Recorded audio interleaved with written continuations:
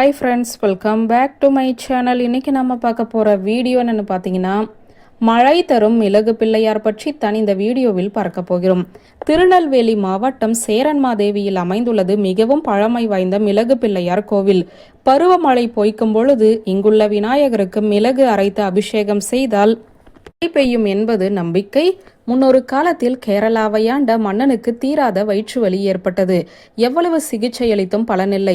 ஒரு நாள் மன்னன் கனவில் முன்ஜென்ம பயனால் தான் இந்த வயிற்றுவலி உண்டாகியுள்ளது. இதற்கு பரிகாரமாக உன்னுடைய உருவ அமைப்பில் எள்ளு தானியத்தால் ஒரு பொம்மை செய்து அதை அந்தனர் ஒருவருக்கு தானம் செய்தால் உன்னுடைய முன்ஜென்ம பலன் அவருக்கு சென்றுவிடும் என்று தெய்வீக குரல் கேட்டது.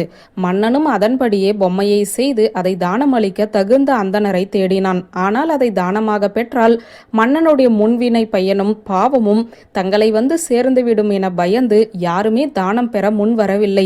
இதனால் மன்னன் தானம் பெறும் அந்தனருக்கு பொன்னும் பொருளும் பரிசாக தருவதாக அறிவித்தான். இதை அறிந்த கர்நாடகாவை சேர்ந்த பிரம்மச்சாரி அந்தன இளைஞன் ஒருவன் மன்னனிடமிருந்து அந்த பொம்மையை பெற்றுக்கொண்டான்.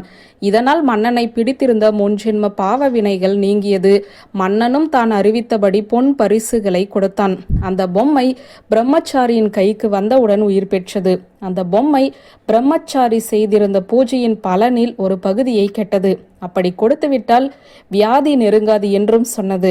இதை கேட்ட அந்த பிரம்மச்சாரி பூஜை பலனில் ஒரு பகுதியை கொடுத்து விட்டான். ஆனால் கொடுத்த பின்புதான் அவனது மனம் வேதனை அடைந்தது.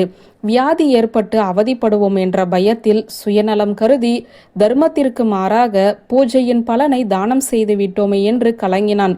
இதற்கு பிராச்சித்தமாக தனக்கு கிடைத்த மதிப்புமிக்க பொருட்களை பொதுநலன் கருதி செலவழிப்பது என்று முடிவெடுத்தான். ஆனால் என்ன செய்வது என்ற குழப்பத்துடன் பொதிகை மலையில் வசித்து வரும் தன்னுடைய குருவான அகத்திய முனிவரிடம் சென்றான்.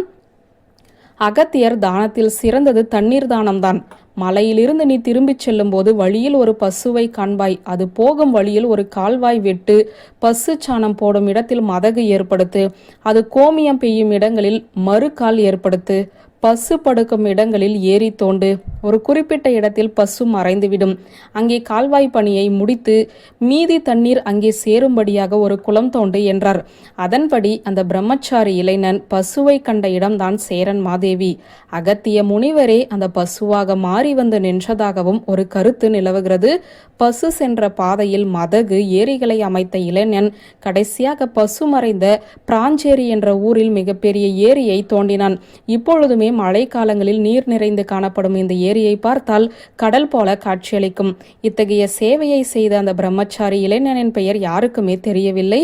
எனவே அந்த கால்வாய் அவனது மொழியின் பெயரில் கண்ணடியன் கால்வாய் என்று அழைக்கப்படுகிறது. ஒரு சமயம் ஆண்டு முழுவதுமே மழை பெய்யாமல் கால்வாய் வறண்டு காணப்பட்டது. இதனால் மனம் வருந்திய பிரம்மச்சாரி இளைஞன் உடனே ஒரு விநாயகரை பிரதிஷ்டை செய்து அவரது உடலில் மிளகை அரைத்து தேய்த்து அபிஷேகம் செய்தான். மேலும் அந்த அபிஷேக நீர் கால்வாயில் விழும்படி செய்தான். உடனே ஆட்சேபிக்கப்படும் விதமாக மழை பெய்தது. இதையடுத்து மழை பெய்யாத காலங்களில் விநாயகருக்கு மிளகு அரைத்து அபிஷேகம் செய்யும் வழக்கம் ஏற்பட்டது. இன்றுமே சேரன்மாதேவி பகுதியை சேர்ந்த விவசாயிகள் மழையில்லா காலங்களில் இந்த வழிபாட்டை மேற்கொள்கிறார்கள். இந்த கோவில் எங்கே இருக்கிறது, எப்படி செல்வது என்ற முழு தகவலை டிஸ்கிரிப்ஷனில் கொடுத்திருக்கேன், பார்த்து தெரிஞ்சுக்கோங்க. நன்றி, வணக்கம்.